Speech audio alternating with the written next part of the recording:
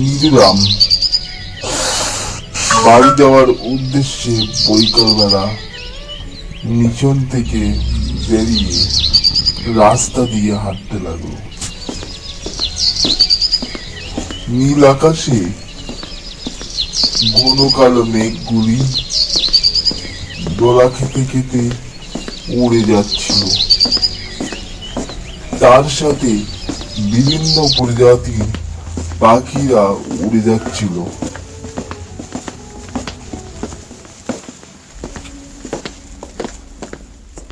এবং নীলরাম গান গাইতে লাগলো। মৃদু বাতাস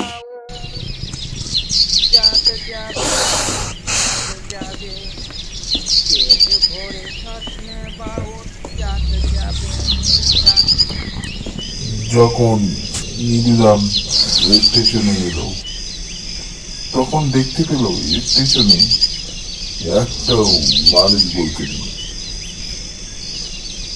হ্যাঁ, দুটো একটা মানুষ আছে, কিন্তু তাহারা বসে বসে চা খাচ্ছে, কেউ বা খাবার খাচ্ছে।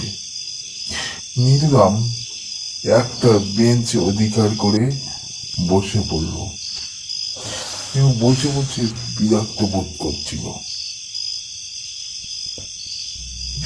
তারপর তার ব্যাগের ভিতর থেকে ফোন বাহির করে তার বন্ধুকে ফোন করলো।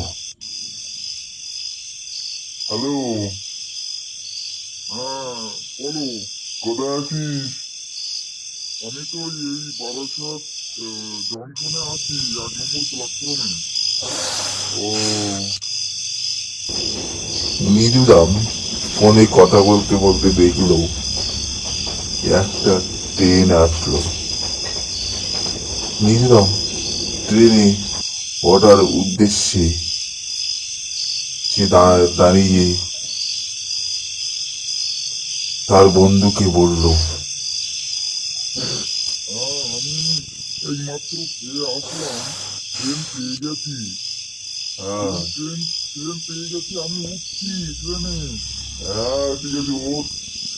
ট্রেনে ওঠার পর সে জানলার কাছে বেঞ্চিতে বসলো এবং চক্ষু বোঝার সঙ্গে সঙ্গে নীলরামের চোখের পাতায় ঘুম জড়িয়ে এলো। ঘুম আসার কারণ হলো কাল রাত্রে মিশনে পূজা হয়েছে, ওই কালী মায়ের পূজা। তাই নীলরাম ঘুমিয়ে নেওয়ার চেষ্টা করলো। ট্রেনটা চলতে লাগলো, ঝিকঝিক ঝিকঝিক করে চলতে লাগলো। এমন সময় সে দেখলো তার সামনে একজন লোক বসে আছে। অদ্ভুত ভাবে জন্তু জানোয়ারের মতো শব্দ করছে এবং হাঁটছে, আবার কাঁদছে। লোকটাকে ভালোভাবে লক্ষ্য করলো নীলরাম। সে ভাবতে পারছিল না হে লোকটা কেন হাসছে। সে ভাবলো হয়তো এ পাগল হতে পারে, তাই বিভিন্ন রকম হাসির শব্দ হতে লাগলো। নীলরাম দেখলো তার ঘোমটা খুলে যাচ্ছে। সে দেখলো তার 2 চোয়াল মাংস ঝুলে পড়েছে, চোখের মানিক উল্টে গিয়েছে সেই চোখ দুটো দিয়ে রক্ত বাহির হইতেছে। লোকটা প্রচন্ড দূরে হাঁটছে, আমার কাঁদছে। ভয়ে চিৎকার করা ছাড়া তার আর কোনো কিছু থাকলো না।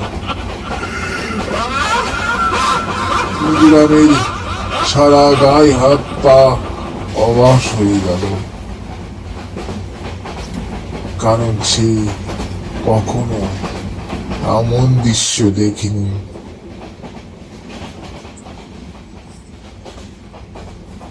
সে তখন জ্ঞান হারিয়ে ফেলল। সেই লোকটা বিভিন্ন চিৎকার করতে লাগলো, চিৎকারটা আকার বাতাসে ছড়িয়ে পড়লো।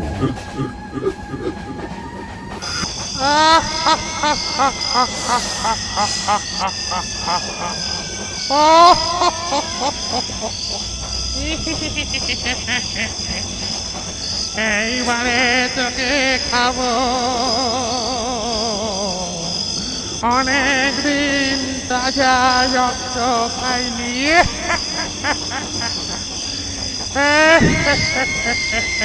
এদিকে আয়, আয় বলছি।